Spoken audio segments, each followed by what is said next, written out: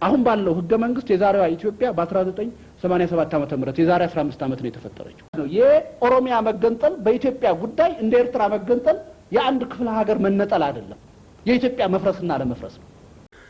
የኤርትራ ህዝብ የራሱን የወደፊት እድል በራሱ ለመወሰን ሰሞኑን ባካሄደው ህዝበ ውሳኔ ነጻነትን በመምረጡ ኤርትራ ከዛሬ ሚያዝያ 1985 ጀምሮ ሉዓላዊነቷ የተጠበቀ ሀገር መሆኗን አቶ ኢሳያስ አፈወርቂ አስታውቀዋል። የኤርትራ ህዝብ የራሱን የወደፊት እድል በራሱ ለመወሰን ሰሞኑን ባካሄደው ህዝበ ውሳኔ ነጻነትን በመምረጡ ኤርትራ ከዛሬ ሚያዝያ 1985 ጀምሮ ሉዓላዊነቷ የተጠበቀ ሀገር መሆኗን አቶ ኢሳያስ አፈወርቂ አስታወቁ።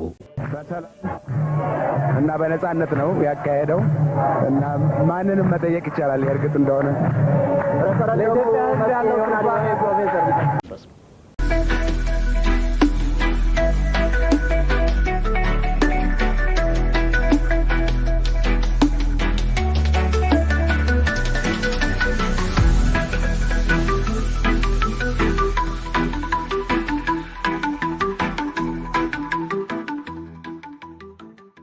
ሌላው አዲስ ሀገር የፈጠረ ህገ መንግስት ነው። አሁን ባለው ህገ መንግስት የዛሬዋ ኢትዮጵያ በ1987 ዓመተ ምህረት የዛሬ 15 ዓመት ነው የተፈጠረችው አንድ ሉዓላዊነት ያለው አገር የውስጥ ችግሩን ለመፍታት በሚያስችለው መልኩ የፈጠረው ፌደራሊዝም እንዳለው ሆኖ ሳይሆን በአገሪቱ ውስጥ ያሉ ብሔር ብሔረሰቦች በአዲስ መልክ ተደራድረው ቁጭ ብለው ተደራድረው አዲስ ሀገር ፈጥረዋል ነው። ለዚህም ነው እነዚህ ተደራድረው አዲስ ሀገር የፈጠሩ ብሔረሰቦች ሲፈልጉ ያለ ምንም ቅድመ ሁኔታ መብታቸው ተከበረም አልተከበረም የመገንጠላቸው ውጤት አገር ያፈርስም አያፈርስም መገንጠል እንዲችሉ መብት የተሰጣቸው።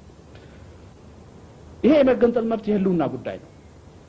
በኢትዮጵያ ህገ መንግስት የአገሪቱ ሉዓላዊነትና ህልውና ምሉእ እንዲሆን አልተደረገም፣ ዋስትና አጥቷል። የመገንጠል መብት ግን ህጋዊ ዋስትና ተሰጥቶታል። ይሄ የህልውና ጉዳይ ነው፣ የአገር የመቀጠልና ያለ መቀጠል። ዛሬ ኢህአዴግ ውስጥ አንድ የፈለገውን የሚሰጥና የሚነሳ ጠንካራ ድርጅት በውስጥ ስላለ አደጋው ላይ ታይን ይችላል። ነገ ከነገ ወዲያ ግን በሂደት በኢህአዴግ ውስጥም ሆነ በአገሪቱ ውስጥ የፖለቲካ የኃይል አሰላለፍ ለውጥ ሲመጣ አገሪቱ እንደ ሶቪየት ህብረትና እንደ ዩጎዝላቪያ የመፍረስ አደጋ ውስጥ ነው ያለችው። ይሄን በአንድ ምሳሌ ላስረዳ ይችላል። ኢትዮጵያ የምትባለው ሀገር ዛሬ መሀል ላይ ያለው ዋናው ምሰሶና ማገሯ ኦሮሚያ የሚባለው ክልል ነው። አሁን የመገንጠል ጥያቄ በአብዛኛው እየተነሳ ያለው በዛ ክልል ነው። በህገ መንግስቱ መሰረት የዚህ ጥያቄ መብት ይከበር ቢባል አሁን ያለው ኢትዮጵያ ካርታ ይሄ ነው፣ ኦሮሚያ የምታዩት ይሄ ነው። ኦሮሚያ ሲገነጠል አውቶማቲክሊ ከመላው የአገሪቱ አቅጣጫ እየመጣ ሀብት ንብረቱን አዲስ አበባ ላይ የሚያፈስባት አገር ርዕሰ ከተማዋ ትገነጠላለች፣ ሐረሬ ትገነጠላለች፣ ጋምቤላ ይገነጠላል፣ ደቡብ ክልል ከና 52 ወይም 55 ብሔረሰቦቹ ይገነጠላል። ምን ማለት ነው? የኦሮሚያ መገንጠል በኢትዮጵያ ጉዳይ እንደ ኤርትራ መገንጠል የአንድ ክፍለ ሀገር መነጠል አይደለም፣ የኢትዮጵያ መፍረስና ለመፍረስ ነው። ይሄ ጉዳይ በህገ መንግስቱ ዋስትና ተሰጥቶታል። የመገንጠል ጥያቄ የሚያነሱ ብሔረሰቦች መብታቸው ተከበረም አልተከበረም ይህን ጥያቄ የማንሳት መብት አላቸው። የሚገርመው ደግሞ ይህን ጥያቄ ወደ ተግባር ለመለወጥ ህገ መንግስቱ ውስጥ በጣም ቀላል ተደርጎ ነው የተቀመጠው። አንድ ክልል ለመገንጠል የመገንጠል ጥያቄ የተነሳበት ህዝብ 50+1 መወሰን ነው የሚያስፈልገው።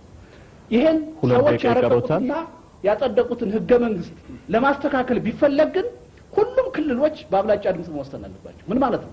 ህገ መንግስቱን ለማሻሻል ኢትዮጵያ ውስጥ ያሉት 8 ክልሎች ትልልቆቹ ቢስማሙና ከሀገሪቱ የህዝብ ቁጥር 0.3 መጠን ያለው የሐረሬ ክልል ሳይስማማ ቢቀር ህገ መንግስቱ አይሻሻል።